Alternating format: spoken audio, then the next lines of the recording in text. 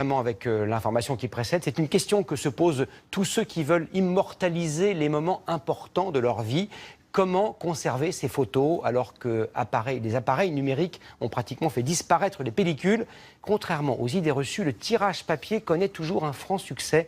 Reportage en qualité argentique, bien sûr, signé Sylviane Mandet et Maude Gatineau.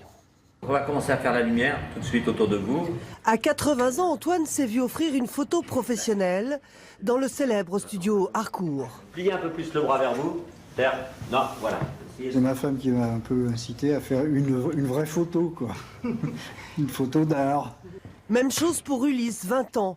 En dépit du prix prohibitif de la séance, entre 900 et 1900 €, le studio ne désemplit pas. Lève le menton. Très bien. Voilà, juste un peu d'amour dans le regard. Ce que l'on vient chercher ici, un objet rare que l'on gardera toute sa vie.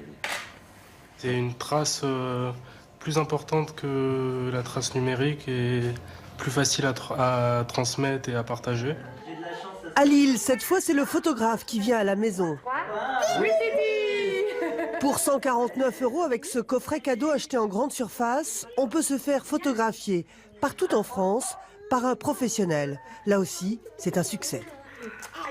La dernière fois j'ai fait tomber mon téléphone portable dans l'eau, je me suis juste dit que j'avais perdu toutes les photos de mes filles depuis la naissance. La différence, c'est quand même que c'est fait avec un photographe professionnel et c'est ça qui nous a plu. C'est vrai qu'on peut faire des développements photos, les accrocher sur les murs. Ça change d'avoir un rapport avec un objet tangible, d'avoir quelque chose dans les mains. Ça ramène au moment où la photo était prise. Luc Masson est un passionné de Polaroid. Il a des dizaines d'appareils chez lui.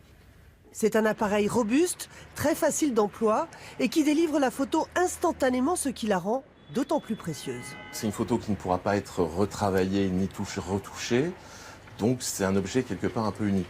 Ces appareils, balayés par le numérique, ne sont plus fabriqués depuis 2007, mais l'engouement est tel que les pellicules, elles, sont à nouveau mises en vente.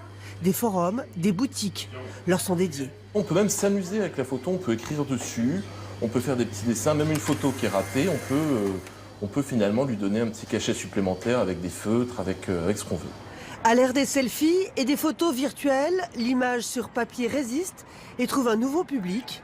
Mieux, ces objets bien réels qui nous ressemblent et souvent nous rassemblent sont devenus irremplaçables.